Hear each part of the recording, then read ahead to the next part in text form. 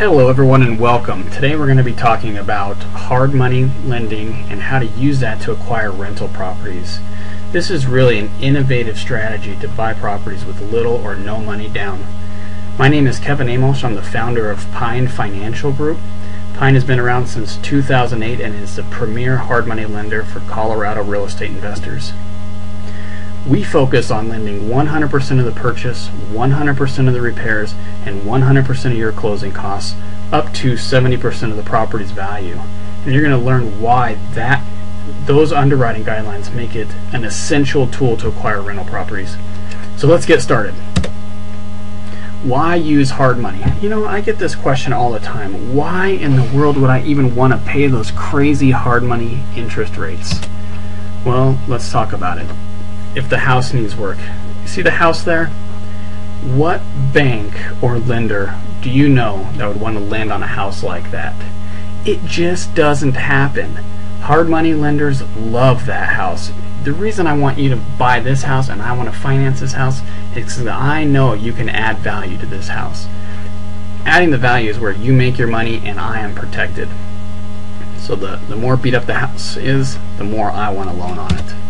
If you need to close fast, we close deals pretty regularly between 5 and 10 business days, and quite honestly we are frequently closing loans in less than 5 business days, so we really can pull the trigger on a house fast. And this gives you one more negotiating tool with your sellers. Say, look, this is as close to a cash deal or a cash offer as you can get. I can get you your money by Friday. Less cash into the deal, and this is really the key and why hard money is such an essential tool to become a very, very successful real estate investor. And this is where we're going to focus our energy today. With less cash in the deal, that means you could do more deals. Yeah, that's my next bullet point. You could do multiple deals when you have less cash in them. Alright, so let's go through the process on how this works. Step 1 in this process is to locate the property. Now there's obviously several ways to do this. When I was buying a property or two every single month, I would locate my properties, some in the MLS, but mostly by marketing to individual owners. You know, someone who lives out of state, someone maybe someone who has passed on and now the property is part of a probate process. Obviously foreclosures, you can get to a property early in the foreclosure stages and find these properties that nobody else even knows about. I'm not dogging the MLS because there's definitely deals there. If you could find yourself a fantastic realtor, they're going to go out and locate the property for you. And it's really a good idea and probably even key for newer investors to get with a good realtor so you know what neighborhoods to be looking at. What neighborhood is a good neighborhood for rental properties? Are you going to get high cash flow in one area over another? And that's where you should be focusing. Now, as a hard money lender, I'm not going to tell you which neighborhoods to buy in. I'm just going through simply talking about the strategy to buy with no money down. But it is important to get with a professional to help you find the properties. And if you need help with that, give us a call. We have tons of realtors that are great at this. Okay, get the property under contract and prepare your repair budget or your analytics, your analysis on the deal.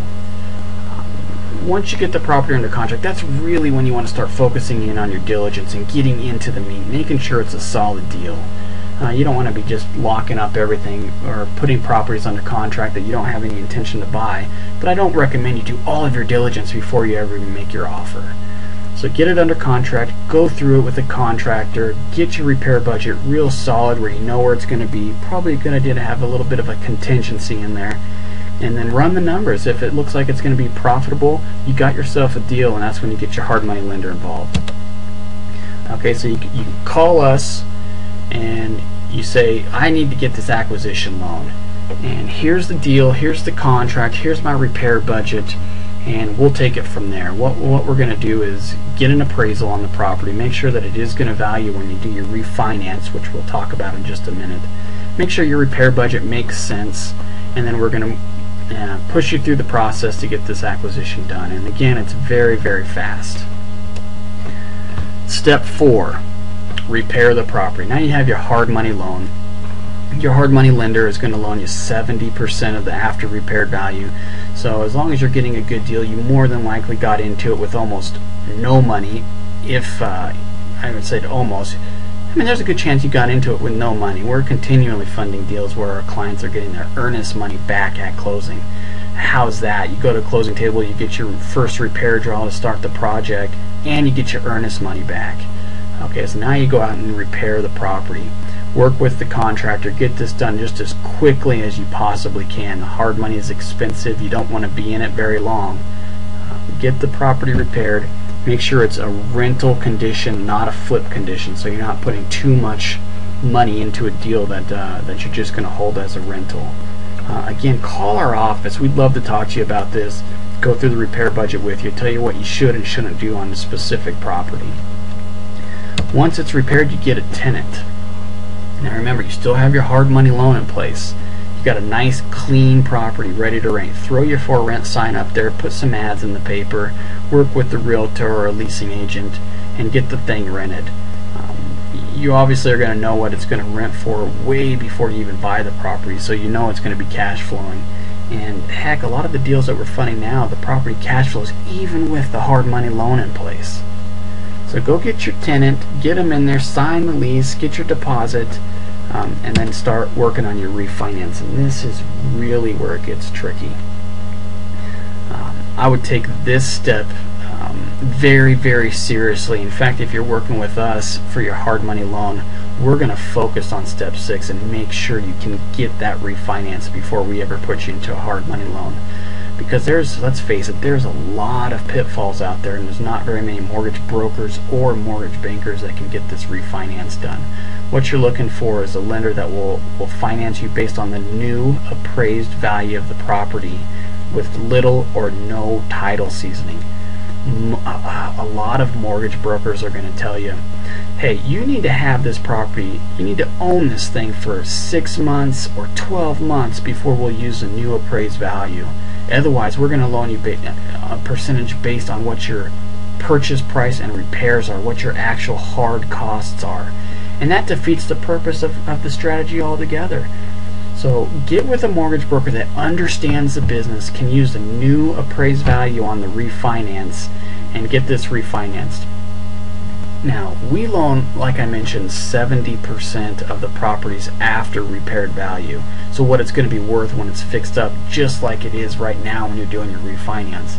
The refinance bank or broker is going to loan you 75% of what it appraises at. So that leaves us 5%.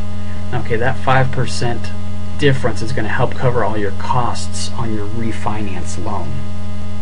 And you can roll all of that into the loan, so really you don't have any money coming to the table at your refinance either.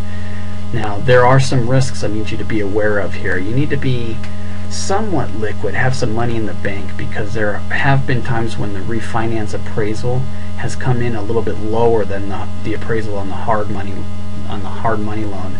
Let's face it, an appraisal is just an opinion of value. People's opinions are different, and with these refinances and the banks running scared, sometimes they're a bit more conservative than we are, and we think we're conservative. It doesn't happen a lot. Most of the time the appraisal comes in at or above where our appraisal came in, so it's not something to be hugely concerned with, but I want you to be aware of it. And I think it's important to have some money in the bank in case that appraisal comes in low and you need to cover the difference. Now, there's some strategies to get that appraisal where it needs to be. Your mortgage broker or banker isn't going to be able to talk to the appraiser, but I can tell you what, the appraiser is going to have to contact you to get into the property, so you're going to have an opportunity to talk to him. And it's not a bad idea to give your tenant, or if the house is vacant, it shouldn't be vacant, but if you could somehow get the appraisal when you did your hard money loan in the hands of the appraiser for your refinance, that will give you some real strong ammunition of where you think that the appraisal should come in at. And then if you've seen any other comparable sales pop up in the neighborhood that are even higher than what the comparable sales on the original appraisal, you might want to provide those comps to the refinancing appraiser also. I know I'm going really fast here, but I just want to pack in as much information as quickly as possible, because I know you're probably in the middle of your busy day and sneaking this into your day. So I'm just going as quickly as I can to get you the information that you need. Okay, so once that refinance is done, now you're going to be in a really low interest rate on a 30-year fixed loan if you're going conventional, and I'm talking low interest rates, low sixes probably. So it's pretty impossible, I guess. I'm comfortable saying that you're not going to cash flow as long as you're buying the right property.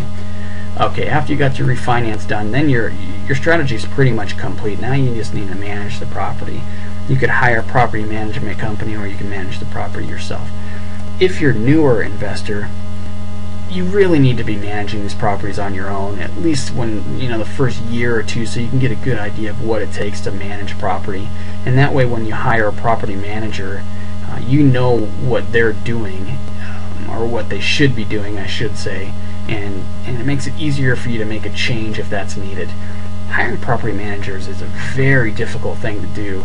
I hate to say this, but a lot of them really suck. So you need to pay attention to this. Keep your eye on your property manager and manage your management company.